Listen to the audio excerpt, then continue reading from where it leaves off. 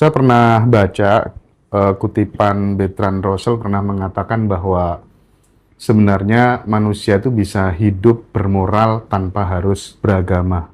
Nah, pertanyaannya, menurut Pak Wayan, apakah kemudian eh, mengenal Tuhan itu syarat mutlaknya harus beragama dulu? Atau jangan-jangan kita bisa bertuhan tanpa harus melalui agama? Pertanyaan ini akan relate sekali karena panjenengan menulis sebuah buku judulnya adalah Tuhan Segala Agama. Iya. Monggo Pak Wayan. Jadi Tuhan sebagai sang pencipta kan lebih dulu ada daripada ciptaannya. Bahkan dengan demikian berarti Tuhan lebih dulu ada sebelum agama ada. Karena ciptaanlah yang menciptakan agama. Dan Ciptaan yang menciptakan agama. Agama. Oke. Berarti Dan agama bikinan manusia dong? Iya. Oke. Agama itu kan agam-agaman, boleh disebut agam-agaman atau pegangan hidup lah. Kalau di ajaran di Bali itu, agama itu terdiri dari 3 kerangka. Ada ajaran filsafatnya, ada susila atau etika, Ya. ada upacara. Jadi dengan demikian, mau agama apapun pasti ada filsafatnya, pengetahuan-pengetahuan di dalamnya. Kemudian ada aturan-aturan susila, etika, kemudian ada kegiatan-kegiatan untuk mendekat kepada apa yang dituhankan oleh masing-masing agama itu. Jadi dengan demikian, orang-orang agama menciptakan sebuah jalan atau alat atau sarana atau pengetahuan untuk mengenal sesuatu yang menciptakan seluruh ciptaan ini, Mas Hendra. Jadi samalah dengan kisah Galileo Galilei atau Copernicus yang dulu mereka berbeda pendapat antara matahari yang mengitari bumi atau bumi yang mengitari matahari. Tetapi terlepas dari itu, realitanya tetap aja nggak berubah. Mau orang awalnya menyebut bumilah pusat dari alam semesta, atau yang kemudian belakangan menyebut geosentris, jadi matahari itu dikelilingi oleh planet-planet termasuk bumi, tapi realita nggak berubah. Sama juga dengan Tuhan. Sang pencipta itu ada sebelum ciptaan ada. Lalu ciptaan kemudian dalam perenungan-perenungannya mengerti bahwa segala sesuatu yang mengagumkan ini pasti ada sang penciptanya. Lalu mereka memberi namanya Tuhan. Nah, setelah mereka memberi nama itu Tuhan, mereka kemudian menciptakan jalan, aturan, dan sebagainya yang kemudian dikenal sebagai agama. Jadi, kalau orang tidak beragama bagaimana? Gitu. Jadi orang dulu bertuhan bagaimana? Kan nggak beragama.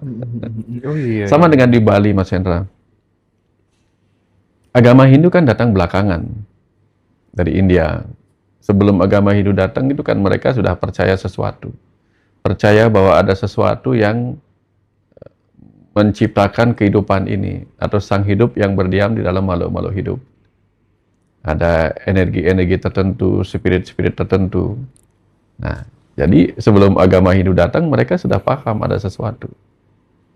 Misalnya nih, kalau dibilang agama Hindu yang membawa ajaran-ajaran ke Bali misalnya, atau ke Jawa, itu kalender-kalender astronomi versi kejawen dan Hindu itu termasuk Wariga, termasuk Primbon. Itu kan mereka mengamati. Ya, mengamati dan kemudian pengamatan-pengamatan itu dibaca dan dicatat sebagai Primbon, sebagai Wariga, hari-hari baik. Gitu. Nah, jadi artinya dalam dunia yang paradoks ini selalu ada 2 pilihan. Mau bertuhan boleh, nggak bertuhan boleh. Makanya di negara kita, di konstitusi kita, agama itu ditempatkan sebagai hak, bukan kewajiban. Ya. Prinsipnya karena hak, boleh dipakai, boleh enggak. Gitu kan. Ya. Kemudian boleh beragama, boleh tidak, harusnya. Tapi tentu mereka memiliki kepercayaan-kepercayaan tertentu. Nah, kenapa saya katakan ini? Saya tidak mengatakan tentang Indonesia. Tapi di dunia ini ada orang yang tidak beragama tapi baik. Betul. Ada orang beragama tapi perilakunya buruk. Ada orang bertuhan tetapi tidak manusiawi. Ada orang tidak bertuhan tetapi manusiawi. Nah, yang ideal itu kan, yang ideal Mas Hendra, yang bertuhan dan beragama harusnya jauh lebih baik daripada yang tidak beragama dan tidak bertuhan. Kalau orang yang tidak beragama dan tidak bertuhan saja bisa baik, apalagi orang yang mengenal Tuhan di mana-mana dan menggunakan agama sebagai jalan menyadari kehadiran Tuhan di mana-mana, itu kan idealnya harusnya jauh lebih baik. Nah, jadi dari sini kita paham bahwa bukan apa yang kita percayai, tetapi apakah dari kepercayaan itu kita menjadi lebih baik. Oke. Jangan sampai kita punya agama atau kita punya buku yang kita yakini, tapi bukunya nggak pernah dibaca. Atau sering dibaca bukunya, tapi nggak pernah dipraktekin. Itu lebih parah lagi. Yang jadi persoalan kan ketika kemudian seseorang itu beragama, beragamanya itu dia memeluk agama itu karena, sorry to say, dia takut sama yang namanya neraka. Bukan based on pure love pada Tuhan gitu kan. Nah pertanyaannya, bisa nggak dari ketakutan itu, akar ketakutan itu membawa seseorang sampai pada sebuah kesadaran spiritual yang sejati, Pak? Seharusnya ketakutan itu juga sebuah hal yang penting, Mas. Sama dengan ketika kita dulu waktu kecil kan kita takut sama guru, takut sama aturan, sehingga kita menjadi murid yang disiplin waktu masih SD. SD, TK, kita menjadi murid yang disiplin karena tidak berani melawan perintah guru, tidak berani melawan aturan. Jadi ketakutan-ketakutan itu mestinya bermanfaat harusnya. Contoh nih, kita takut pada neraka. Jadi, apa yang harus kita lakukan agar tidak mengalami neraka misalnya? Tentu berbuat baik. Ya, itu kan ketakutan yang membuat kita jadi lebih baik. Tetapi yang menariknya itu begini, nerakanya takut, tetapi berbuat buruknya berani. Ini yang terjadi sering. Pingin surganya, tetapi nggak mau berbuat baiknya gitu. Nah, artinya sebenarnya konsep surga neraka itu diciptakan sebagai konsep punish and reward aja sih sebenarnya. Oke.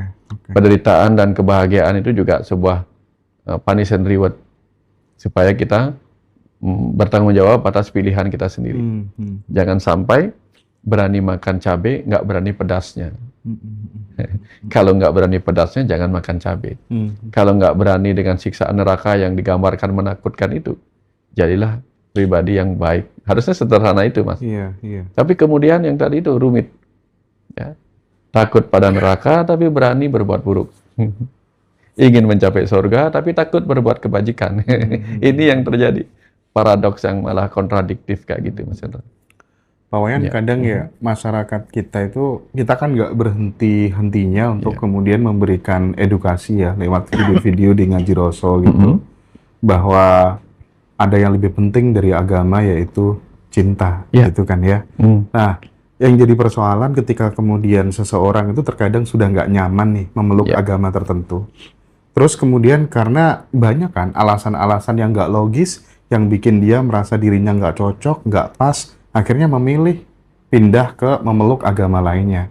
Dituduhlah, kafir lah, murtad lah, dan lain sebagainya. Nah, mereka yang punya alasan logis dan realistis itu, sampai kemudian berani membuat statement bahwa murtad adalah puncak pencapaian spiritual tertinggi. Nah, panjenengan sebagai orang tua, bagaimana melihat hal-hal debatable seperti ini dalam bersosialisasi beraneka ragam agama yang ada di Indonesia kayak gini, gimana? Memandangnya secara dewasa gimana, Pak? Sederhananya gini, Mas Hendra. Kalau kita pernah beragama, lalu kita menganggap pelajaran-pelajaran atau praktek-praktek di agama kita yang dulu terasa kurang pas buat kita, lalu kita berpindah untuk beragama lain atau tidak beragama sama sekali, sambil kemudian membenci agama di awal, nah, tidak akan ada bedanya kita dengan sebelumnya, Mas Hendra.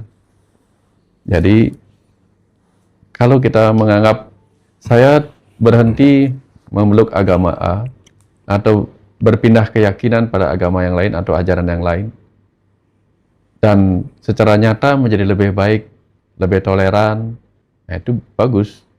Tapi kalau kita pindah ke agama yang baru atau keyakinan yang baru sambil menjelekkan yang dulu, ya nggak ada bedanya kita di situ. Oh, iya. Jadi naiklah kesadaran. Kalau orang naik kesadaran kan pasti dia tidak akan menjelekkan apapun yang sebelumnya. Setuju. Ya, jangan sampai kita naik dari SD ke SMP menjelek-jelekkan SD yang sudah kita lewati. Atau sudah melewati SMP menjelek-jelekkan SMP gara-gara kita sudah SMA gitu. Semua baik-baik saja. Semua hanya sebuah proses. Setiap agama itu ada baik ada buruknya. Dalam arti bukan agamanya yang baik buruk, tetapi cara orang beragama. Bukan agama ya, Oknum cara manusianya. beragamanya. Oke, Ya, oke. cara beragamanya. Apapun Mas, obor pun itu bisa dipakai untuk menerangi perjalanan kita. Tapi bagi orang tertentu, obor dipakainya untuk membakar-bakar alang-alang sekitarnya. Agama itu dibawa oleh para nabi, para guru suci, itu untuk menerangi jalan orang. Tapi banyak juga orang menggunakannya untuk kepentingan pribadi dan menjadi gelap gulita gitu. Jadi jangan salahkan agama. Jangan salahkan aturan-aturan yang mungkin maksudnya baik. Tapi begitu ada muatan-muatan, Mas Hendra. Oke. Makanya kan Muatan-muatan itu berbahaya. dalam sejarah kan membuktikan bahwa meskipun Tuhan tuh diklaim sebagai milik semua manusia gitu ya. Tetapi dalam konteks ini kita tahu bahwa sejarah mencatat agama itu sering sekali menjadi sumber konflik. Iya. Ini yang salah, agamanya, atau justru manusianya, atau memang agama itu sengaja di-create oleh sebuah kekuatan yang sangat besar, Iya. gitu ya, untuk kepentingan-kepentingan tertentu, termasuk kemudian membelenggu kebebasan berpikir manusia atau masyarakat, gitu kan Pak? Iya. Gini Mas, kehidupan ini kan ada dua, kehidupan duniawi dan kehidupan rohani. Sebelum ada agama, kehidupan duniawi itu begitu membelenggu manusia. Sehingga manusia itu mirip seperti hewan-hewan yang akan selalu berjuang mempertahankan hidupnya demi harta, makanan, tahta, wilayah kerajaan, kekuasaan, lalu cinta untuk reproduksi. Mirip seperti singa-singa liar dan sebagainya. Dan hewan-hewan lain. Itu perjuangannya mereka memperebutkan harta, tahta, dan cinta. Sehingga mereka berperang. Jadilah itu zaman-zaman barbar, zaman-zamannya ya penuh peperangan. Lalu agama hadir untuk membebaskan batin mereka dari kemelekatan terhadap harta, tahta, dan cinta. Jadi ini melekat nih. Datang agama untuk membebaskan mereka dari godaan harta, tahta, dan cinta yang membelenggu. Tapi once kemudian agama dibelenggu oleh harta, tahta, dan cinta, disitulah agama mulai menjadi alat yang justru menggelapkan. Yang tujuan awalnya membebaskan, tapi kemudian dia menjadi menggelapkan. Coba Mas Hendra perhatikan, di zamannya agama dipegang oleh kerajaan-kerajaan, ada tahta di situ. Iya. Di zamannya agama dipakai untuk mengeruk harta. Di zamannya agama dipakai untuk merangkul fanatisme cinta, bukan cinta kasih, tapi cinta fanatisme. Oke, paham. Nah di situ langsung kegelapan muncul Mas Hendra. Berbahayanya di situ Mas Hendra. Jadi bukan agamanya, tapi ketika yang menggunakan agama itu sama dengan ilmu pengetahuan Mas Hendra. Sampai munculnya hadiah Nobel sebagai simbol hadiah bagi pencipta perdamaian. Kan kita tahu bagaimana Alfred Nobel itu menciptakan dinamit. Tujuannya untuk mempermudah kehidupan manusia. Tapi kemudian dijadikan bahan untuk penghancur. Nah, jadi bukan ilmunya yang salah, salah guna. Ya. Jadi ilmu itu sama dengan guna. Digunakan dengan benar apa salah guna. Agama juga mengandung ilmu. Ilmu spiritual di dalamnya, ilmu susila di dalamnya, tapi begitu disalahgunakan menjadi berbahaya. Salah satu yang paling sederhana itu Mas, menjadi baik itu adalah ajaran agama, benar nggak Mas? Tapi kalau membuat orang selalu terlalu baik sama semua orang, itu menjadi altruism. Menjadi positif, itu ajaran agama. Tapi menjadi super positif sampai toxic positivity, itu juga bermasalah. Iya. Nah, jadi setiap ajaran itu sangat-sangat rapuh dalam konteks salah sedikit itu bisa mingkrik. Iya. Bisa tergelincir. Oke. Pak Wayan tadi sempat menyinggung tentang harta, tahta, cinta tadi ya. Ya. Saya ingin masuk ini agak-agak privat gitu ya. Maksudnya tuh kita tahu bahwa agama seringkali tokoh-tokoh agama ini oknum gitu ya, Ya. memanfaatkan komunitas, jamaah, pengikut dan lain sebagainya, dimanipulasi pikirannya, dieksploitasi tubuhnya, ya kan? Nah, kalau dalam pandangan Pak Wayan sendiri gitu, selama belajar spiritual di Bali di mana-mana gitu, bagaimana sih orang-orang suci itu memandang seks gitu? Kita tahu kalau misalnya di dalam serat-serat Jawa kuno gitu diajari bahwa seks itu adalah untuk reproduksi. Manusia zaman sekarang seks itu untuk rekreasi, gitu kan? Nah, ini saya pengen mengkomparasi Pak. Paradigma berpikirnya orang-orang yang suci, orang-orang yang tercerahkan, Ya. dengan kita yang di zaman modern seperti ini, gitu, itu gimana, Pak Wayan? Mungkin bisa dielaborasi. Yang paling sering dikaitkan dengan seks itu adalah tantra. Karena di dalamnya ada yang dikenal sebagai maituna. Apa tuh, Pak? Ada panca makara puja. Oke. Jadi ma yang pertama matsya, kemudian mamsa, makan daging, matsya itu makan ikan sepuas-puasnya. Ini saya bilang yang cerita yang kiri ya Mas ya. Nggih. Matsya makan ikan sepuas-puasnya, mamsa makan daging sepuas-puasnya, mada mabuk sepuas-puasnya, kemudian mudra tarian sepuas-puasnya, kemudian maituna hubungan seks sepuas-puasnya. Dianggap itu jalan pembebasan.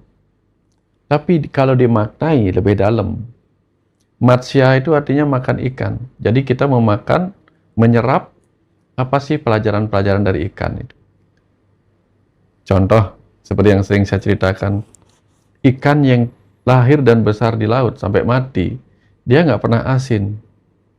Kalau ingin supaya dia terasa asin, tambahin garam. Padahal dia hidup di air garam. Artinya, itulah orang-orang suci, Mas Hendra.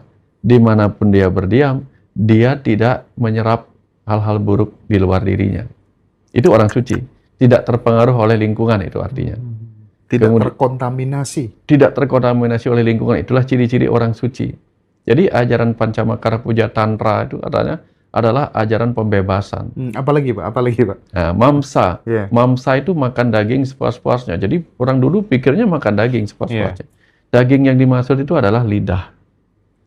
Makan daging kalau kita makan kan kita untuk mulut. Jadi lidah itulah yang kita kunyah. Dalam arti kita menahan lidah kita supaya nggak bersuara sembarangan. Jadi itu artinya menahan diri untuk tidak bicara yang buruk. Kemudian juga bermakna sebagai apa? Daging tubuh kita kalau kita makan kan kita menjadi kurus. Nah itu maknanya kita berpuasa, Mas Hendra. Mengendalikan diri dengan mengendalikan apa yang kita makan, berpuasalah. Entah sampai kurus kering gitu. Walaupun nggak segitu maksudnya. Kemudian mada itu mabuk. Jadi orang dulu kemudian berpikir yang kiri nih Mas. Minum alkohol sebanyak-banyaknya sampai mabuk, sampai teler. Padahal yang dimaksud itu mada atau madya itu berada di tengah-tengah antara kondisi sadar dan tidak sadar. Itu adalah kondisi meditatif Mas Hendra. Jadi mada mabuk yang dimaksud adalah daily life meditation. Dalam keadaan apapun kita selalu dalam kondisi meditatif dan waspada, eling dan waspada. Kemudian mudra, ada tarian sampai ekstasi sisi kiri.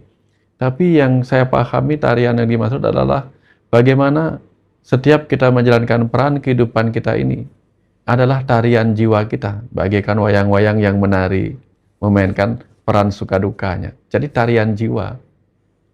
Kemudian maituna atau seks sepuas-puasnya itu, tentu kalau kita bicara tentang seks, kita berkonotasi bahwa ini hubungan laki-laki dan perempuan. Tetapi yang dimaksud bukan laki-laki dan perempuan seperti itu, Mas Hendra. Laki-laki dalam diri kita, sifat maskulin itu adalah sang ruh, jiwa kita. Sifat feminim adalah tubuh kita. Sehingga, Pak, manunggaling kawula Gusti. Bagaimana jiwa dan tubuh kita menunggal. Itulah yang disebut Maituna. Nah, tapi kalau kita memang sukanya dunia-dunia dorongan-dorongan reproduksi hewani seperti itu, yang 4F itu, yang 2F itu, food and fuck gitu, ya. Dan urusannya begitu. Food energi, fuck juga energi gitu. Energi penciptaan. Ya, karena memang kalau kita lagi merasakan sensasi itu kan energinya berbeda, Mas Hendra. Ya. Tapi kita banyak ketemu yang menyalahgunakan makna seperti itu, Mas Hendra.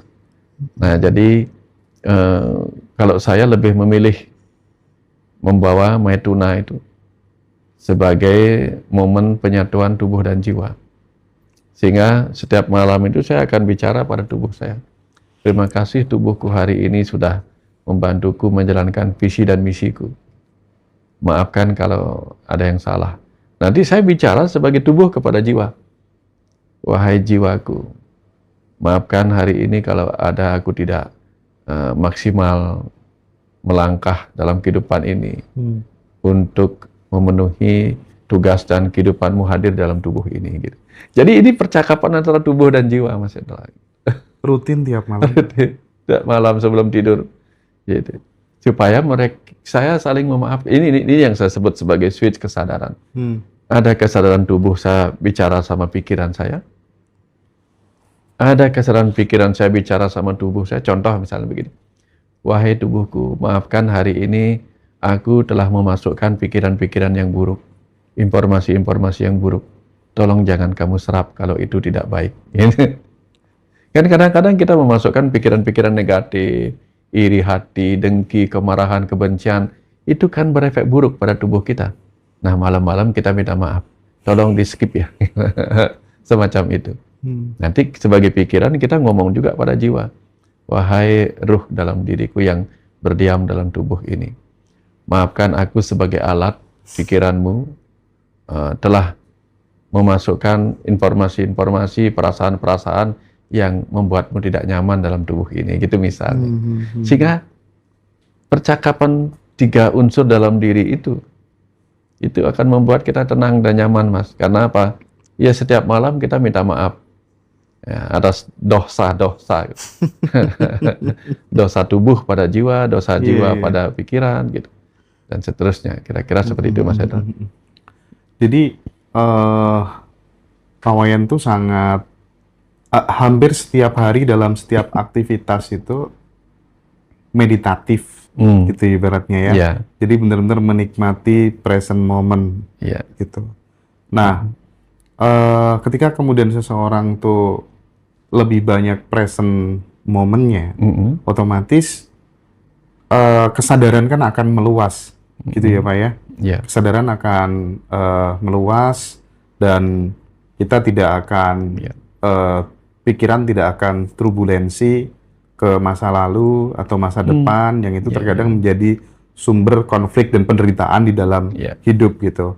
Karena terkadang gitu mendiamkan pikiran, mengamati pikiran itu menjadi sesuatu yang sangat urgent sekali.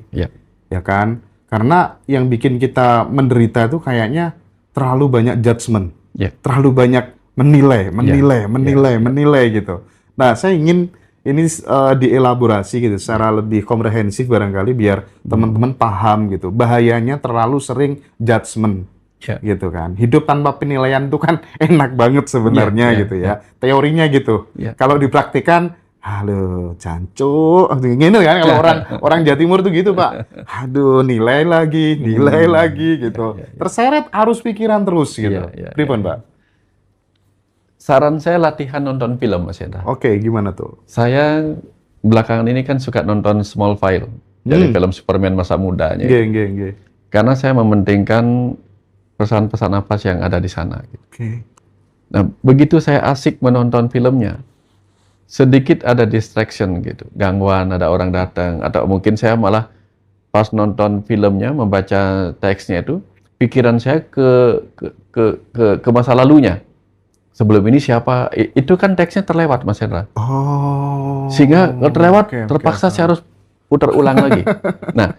Nah itulah sebabnya, supaya saya mendapatkan utuh filmnya, Saya nggak boleh lepas dari present itu, Mas Hendra. Present. Keren. Praktek ya teman-teman ya, gitu latihannya ya. Latihannya begitu. Dan karena kehidupan kita ini kan seperti film yang terus berjalan. Setuju. Begitu kita tiba-tiba melompat ke masa lalu, pesan yang hadir saat ini kita nggak baca. Mau skip lagi atau mau ulang lagi kan nggak bisa kayak film. Hilanglah dia. Misalnya nih begini nih Mas Hendra. Ya Tuhan, tuntunlah aku untuk menemukan solusi dari masalahku.